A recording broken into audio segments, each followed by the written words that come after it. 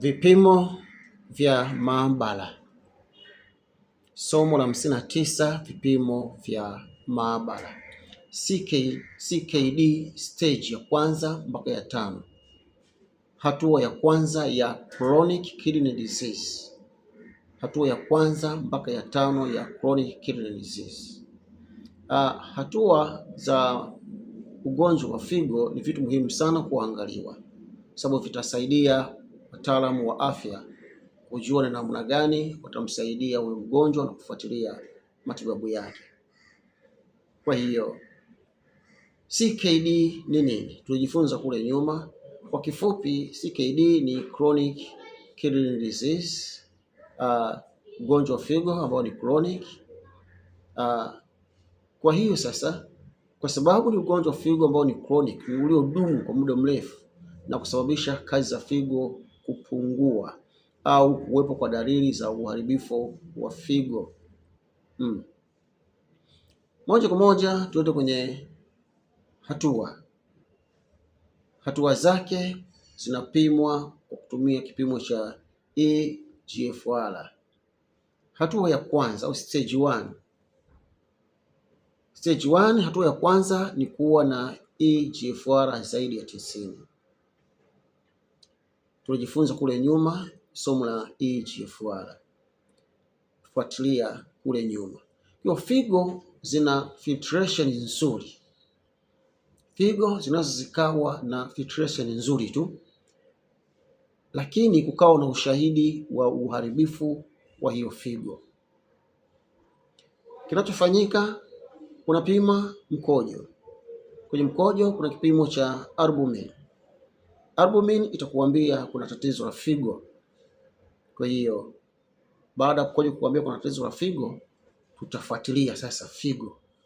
Na baada ya kufuatilia figo, ukiona eGFR yake, kipimo chake cha eGFR iko zaidi ya 90, ni nzuri.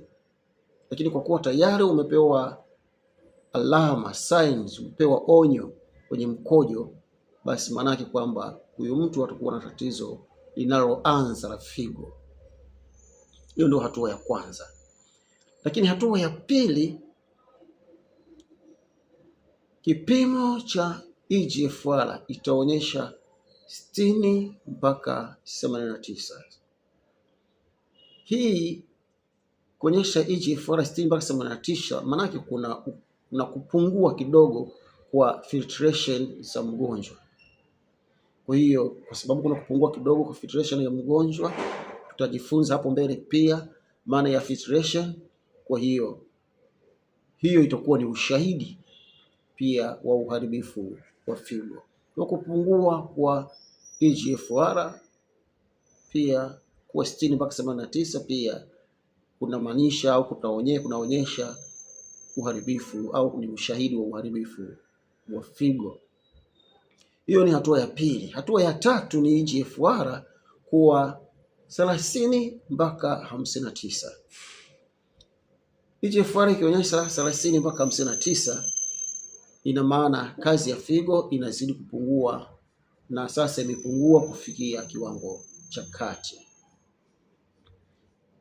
Vile vile hatua ya 4, stage 4, eGFR itakuonyesha una 15 mpaka 29. Kuonyesha hatua hii ya eGFR kwa 15 mpaka 29, maana kazi ya figo imepungua sana. Na kwa sababu kazi ya figo imepungua sana, maana tatizo la figo pia linazidi kuwa kubwa.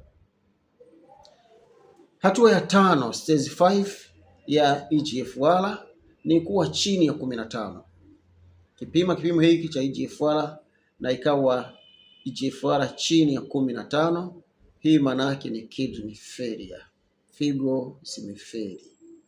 Hapo mgonjwa anaweza kuhitaji sasa dialysis au anaweza kuhitaji kidney transplant kulingana na hali yake. Hali ya mgonjwa ndio itaonyesha kwamba au itasema kwamba anahitaji dialysis au kidney transplant.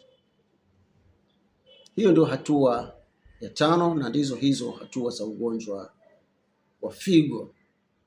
Kujua hatua hizi za CKD ni muhimu hasa kwa madaktari au wataalamu wa afya. Kujua hatua hizi ni muhimu kwa sababu itasaidia kujua kiwango cha tatizo na itasaidia ufuatiliaji wa matibabu ya huyo mgonjwa na kujua matibabu sahihi yanayohitajika kwa huyo mgonjwa.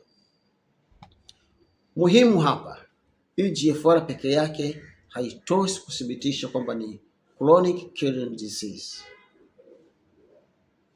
Chronic kidney disease kwa kawaida huhitaji tatizo la figo liwe linaendelea kwa angalau miezi 3 na au zaidi. Liwe tatizo ambalo limeingia kwa mgonjwa ikawa miezi 3 au zaidi, ndio tunaweza tukasema sasa chronic kidney disease kweli imeingia kwa huyo mgonjwa. Basi usiache kucomment, kulike na kushare ili na wengine tujifunze vipimo vya maabara kwa lugha rahisi, kwa lugha nyepesi ambayo hata sio mtaalamu anaweza kaielewa. Mungu awabariki sana.